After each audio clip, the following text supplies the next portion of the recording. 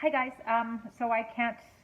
It's saying that I can't get my live going until it says I need 24 hours or something like that.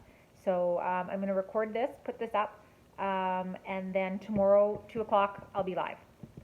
It looks like it should be okay. I've never done this before.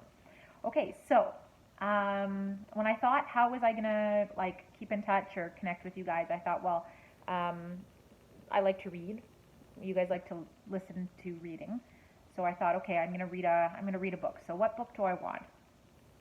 And I went through my class library and I picked like I got a whole box ready to go, and then I went to the library and I looked in there and I found a book and I thought, you know what? I've never read this one before. I've literally never read this book, which is surprising because it's a super popular book.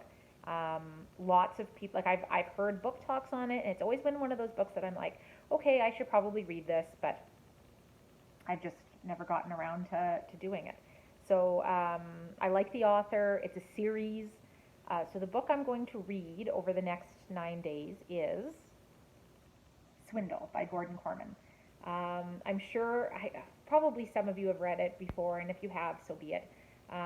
But it's a mystery book. It's a zany mystery book. It's written by Gordon Corman, who's a Canadian author, and it's a series, which I love. So I actually grabbed this book and the second book, so just in case.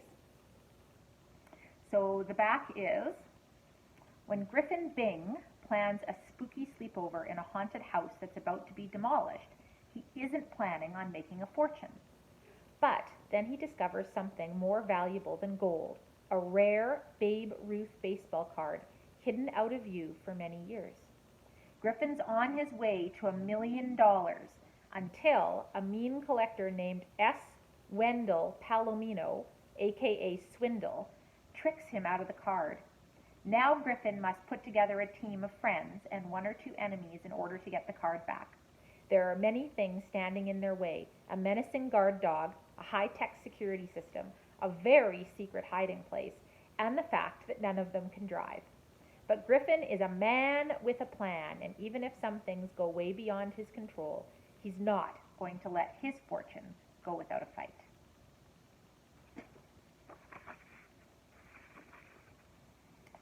Two weeks earlier. Sneaking out at night, helpful hints. When lying to your parents, maintain eye contact. Make sure you ask permission to attend the correct fake sleepover. Boys, Stan Winter's place. Girls, Karen Labosnick's. 3. Meet at the old Rockford house at 8:30 p.m. Friday. You can't miss it. There's a crane with a giant wrecking ball parked in front. 4.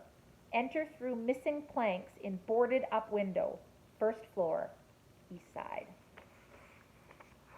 5. Bring your sleeping bag. Remember, the old Rockford house is a condemned building that will be demolished tomorrow morning. There will be no beds, no running water, no furniture, no lights, no TV. When a plan came from Griffin Bing, even the tiniest detail had to be perfect. He agonized over every fine point and possibility, all except one. What if nobody showed up? We probably shouldn't have put in the part about no TV, Griffin's friend, Ben Slovak, said glumly. Griffin and Ben sat cross-legged on their sleeping bags in what had once been an elegant living room. They were surrounded by shredded drapery, remnants of ancient furnishings, and mounds of dust. All around them, the cadaverous old house creaked and groaned. Cavernous old house creaked and groaned with hollow, eerie noises. Outside, a thunderstorm raged. Griffin trained the beam of his flashlight on his wristwatch. 10:34 p.m. I can't believe it, he seethed. How could we get nobody? 28 people said they were coming. Maybe they're just late, Ben offered lamely. 9 o'clock is late. 10:30 is a no-show. Don't they have any self-respect? This is like we're saying it's totally fine for adults in this town to walk over us. Ben would have dearly loved to be a no-show number 29. Only loyalty to his best friend had brought him here tonight. Come on, Griffin, he reasoned. Oh, excuse me. What difference does it make if 200 or 2 people spend the night in a condemned building? How does that show adults that we're standing up for our rights? They're never even going to know about it. We'll know, Griffin said stoutly, sticking out his jaw. sometimes you have to prove to yourself that you're more than just a slab of meat under the shrink wrap in your grocer's freezer. Why do you think I came up with the fake sleepover idea? I wanted to make sure that everybody had an excuse to be here. That was the whole point behind the plan. Ugh, the plan, Ben groaned inwardly. It was the best thing about Griffin, and also the worst. Griffin Bing was the man with the plan. Maybe the other kids wanted to come, but they were scared, Ben suggested. Of what? Griffin challenged. Dust? The rain? A whole night with no TV? This house is supposed to be haunted, Ben insisted. You know the rumors. What rumors? Griffin scoffed. How do you think it got abandoned in the first place? Old man Rockford was in jail for cutting up his wife with a chainsaw. That's what Darren said. When's the last time Darren said anything that's been worth the air it took to blow out of his big fat head? Griffin exploded. He also says that he's distantly related to the Rockfords, with absolutely no proof whatsoever. Besides, they didn't even have chainsaws back in old man Rockford's time. They had railroads, though, Ben noted. According to Marcus, the real murder weapon was a railway spike pounded into her skull. Griffin wasn't buying it. He's just pulling your chain. That, you know how he loves messing with people. But Pitch doesn't, and you know what she heard? The house is haunted by the spirit of a dog that the old man brought from Europe after World War I. Or maybe it wasn't a dog. Griffin rolled his eyes. Well, what was it then? A Komodo dragon? Ben shrugged. Nobody knows. But just a few days after it got to town, pets started disappearing. At first it was just little kittens and puppies, but pretty soon full-grown St. Bernards were vanishing into thin air. And there were bones buried around the house. Only Rockford wasn't feeding his dogs any bones.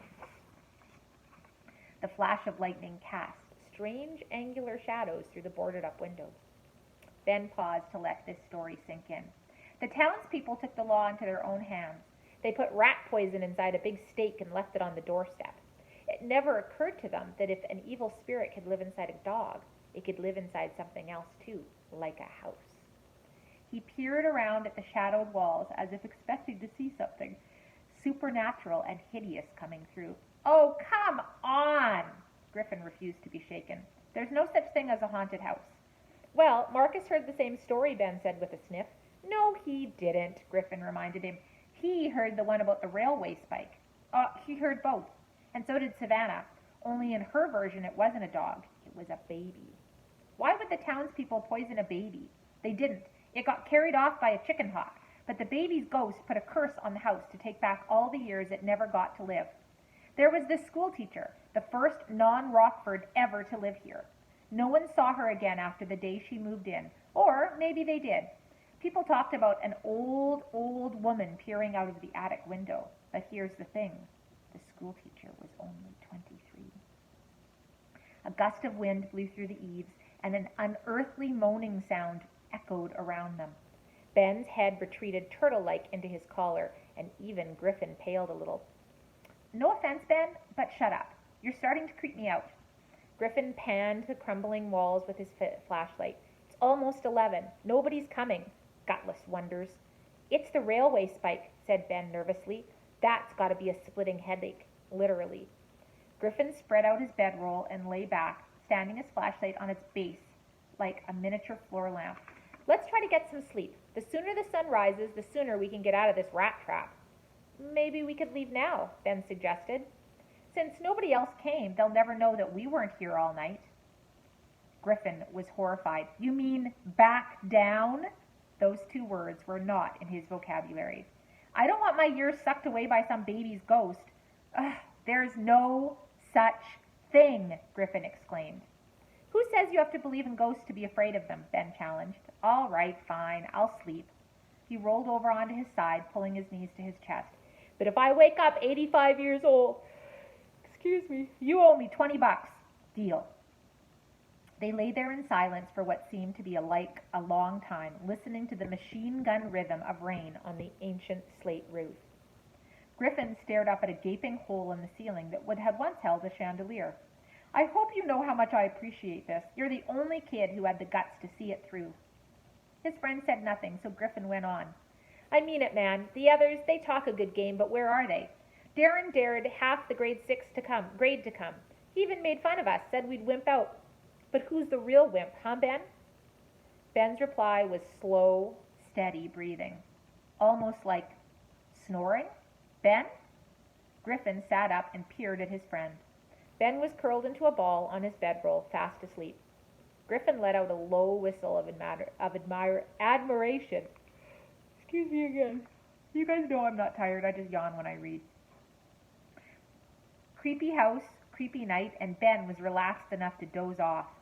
He came off as a big chicken sometimes, but when it really counted, he was too cool for school. It was harder for Griffin to settle down, not because he was scared. No, not at all. Griffin stayed up because he was mulling over the reason he and Ben were camping out with dust bunnies and a century of supernatural speculation. He was thinking about the last plan.